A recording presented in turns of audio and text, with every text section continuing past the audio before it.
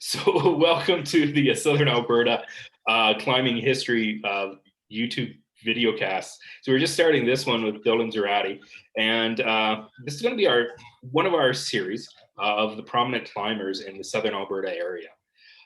So Dylan, why don't you tell us a little bit about yourself? I grew up on a ranch just west of Pincher Creek. My whole high school life in Pincher Creek. Started working on the windmills just out of high school, and then realized I might not only want to be climbing those things for the rest of my life, but that was definitely my first kind of time on ropes, was more in the industrial world. Was that at the through the Lethbridge College where they do the course with the ropes and everything? Yeah. So I was in one of the earlier wind turbine technician courses, probably 2007.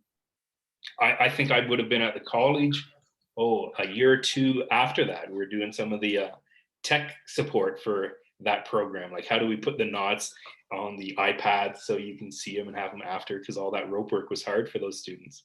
Oh, yeah. So we were actually still in Fort McLeod. They were offering it at that time, which was good for me. That was one of my biggest things, was I didn't really want to go to school in the city. I didn't want to be too far away from the mountains. So that was kind of one of the reasons too, that I just did something that was more of a 3 to 6 month course. But anyways, worked climbing the windmills for a couple years, and then went off and took outdoor recreation ecotourism course in Valemont.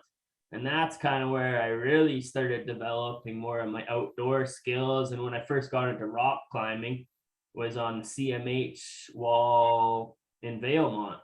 Okay. So Basically. had you done any scrambling like up Victoria Peak if you were a pincher boy, or? Yeah. I mean, I definitely scrambled around up Victoria, and I think one of the earliest I remember was going up Pincher Ridge. Yeah, and hiking around. But really, in my teenage years, I was almost more doing more motorized stuff like dirt biking and everything, and I kind of got out of that and more into the human powered stuff a bit more. So where did you first? So you started climbing around Belmont, and then down around our area. Where did you do lots of climbing up there around BC, or? Yeah, quite a bit, or a bit around Valemont, and then a bit around kind of Lake Louise area. But then I was back down here, and just kind of had looking at your guidebook at the time. And how did you manage to find it? There weren't any copies ever made, Dylan.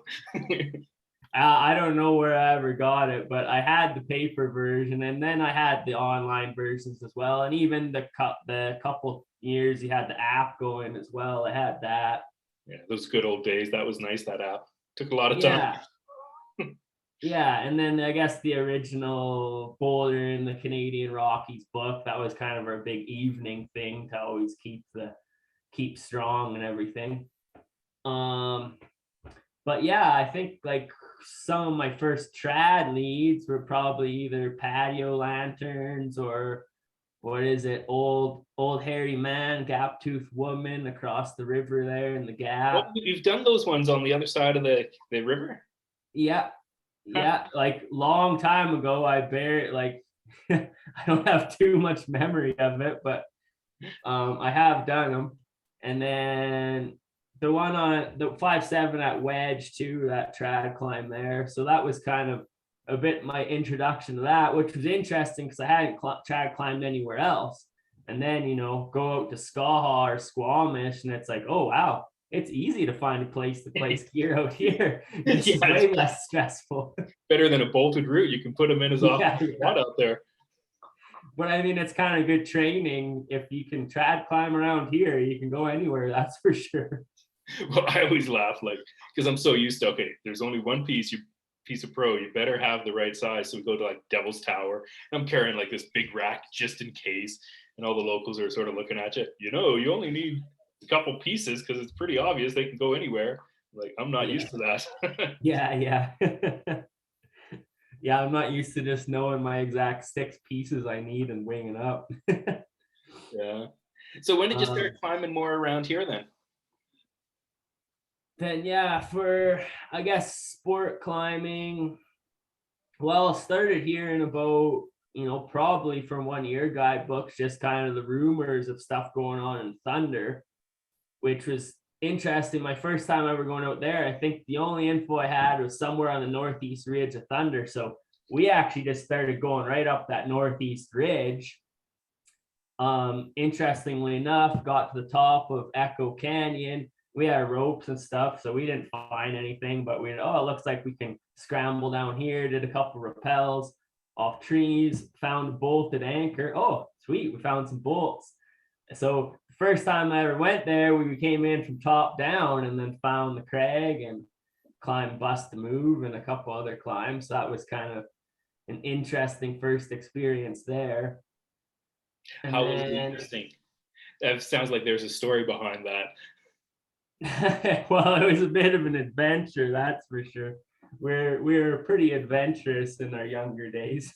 Yeah. But yeah, and then just kind of wasn't climbing really hard for a while here and there. And then it was in 2018, I guess, where I kind of had I wasn't working as much, and I started linking up with Ralph and Charlotte out at Thunder. And they kind of did a lot of mentoring to me and the route development kind of thing. I mean, my first experience with them, they had their eyes on a new multi-pitch zone. I basically hiked up there with them. Well, it was already the anchor at the top of the original 6 of the collective. We're just dropping in the other way, but they lowered me in full 70-meter rope length, and I just got to climb 70 meters on virgin rock. And I feel like that's when I first fell in love with route development. So I was just like, wow, that's pretty cool. I hope you make it up to the top and don't have to pull out the jugs, eh? Well, yeah, I don't think I had any prosthetics with me or anything at the time. So they definitely had some trust that I was going to make it to the top. It's different setting up new routes on new terrain, isn't it? Yeah, there's lots of learning involved, and you never know what to expect. But I mean, I think around here with our quality of rock being so hit and miss and loose in a lot of places, just safety wise, I definitely do like the top down approach, even for the safety of your belayer, because especially getting into new virgin rock, like the chance of tossing something down. We've definitely had a few near misses in my earlier years of route development. Oh yeah. One of my first experiences, it was before we even knew how to top rope really. We're on the bear's hump, hiked up to the top, and I don't know, I think we put some nuts in or slung a horn. So we're climbing up, no helmets, hadn't bought those yet. Bike helmets really weren't in vogue, and had a rock fall from like 30, 40 feet and landed right on my neck. And big one, about the size of a computer monitor. But luckily it didn't land on the sharp end, it landed flat and gave me a headache for 2 weeks. And that's what I remember with the intro. How were your close calls? Well, one of them was unfortunately my girlfriend at the time, and we had just finished this new 5-6 route, and it was kind of, the first kind of stuff I was bolting. I was like, oh, this one's perfect for you, let's go up and do it. And I think I actually made the mistake of like, oh, it's 5-6, I'm just gonna, and I'd already climbed it a few times, I'm just gonna see what it's like in my hiking boots, I don't even need my climbing shoes. But of course, there's a couple parts, all of a sudden in hiking boots, you get a little different of a route. Even though we thought we had it clean, there's one loose rock still sitting there, and the back of my hand brushed it, and it went down and hit her in the back and broke some ribs and everything. So that was really, yeah, she was fine, still has a scar, and she's still my girlfriend to this day. So. You lucked out. But yeah, I mean, it was a really good learning experience, and I think we're both kind of super wary of rock fall ever since. So yeah, it just doesn't take too many experiences, Dylan, of those rocks coming close when you don't expect them to sort of honest you up. Yeah, well, and especially like one like that where something actually happens, because the number of times you have rocks wing by you and just miss you and stuff like that. It's like, oh, that was kind of scary, but when somebody does actually get hit, it gets a little more real. Yeah. So did you have trouble finding partners initially? Oh yeah, I mean there wasn't a whole lot of climbers around here, and it's kind of those generational gaps. Was So I Aaron kind of had a couple really solid partners. was Aaron Hempel around at that time, or who did you sort of run into in the Blairmore area?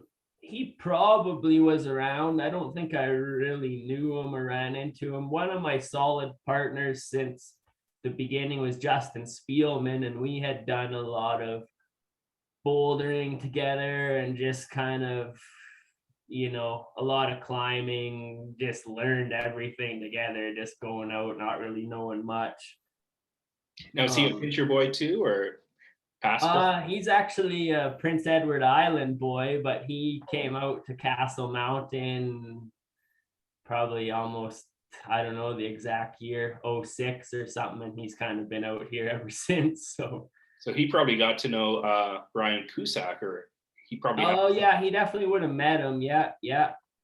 And I worked a few years on the ski patrol at Castle as well, but that was after the time of Cusack. So I kind of only heard stories. Yeah, and I talked to him on the phone once, Brian, but that's it. Never been able to talk to him about climbing at all. Oh yeah. Yeah, neat stuff about the history and the connection. So you sort of found your own partners, and I think that's what I get with this area, Dylan. Is you sort of have the one you find that can head out with. You're both learning together. You get the ropes, and there's not too much of the mentorship until you get lucky enough to run into someone at the cliff, and then you sort of make a connection, and maybe they head out with you a few more times because you're heading out regularly. I can use an extra partner, and that's how I found it was with me growing up. Is I sort of missed all those climbers because I never ran into Paul Sloan. He had sort of stopped when I did, and I hit it right when I think everybody was heading up to Banff to go sport climbing. And so the whole crew around Lethbridge was, let's go clip bolts up at the Canmore Canyons. And so Waterton was dead as a doornail. Right. Years. And so not. And that's kind of a lot of times in my struggle over the years with partners too, is everyone gets pulled to the Bow Valley, which I don't mind going once in a while, but I like to stay more local when I can and save the gas money. So that's kind of been one of my other big incentives for route development around here is the more, it's not easy to find, but there's some quality rock out there. You just got to search for it and clean it and put in a lot of time.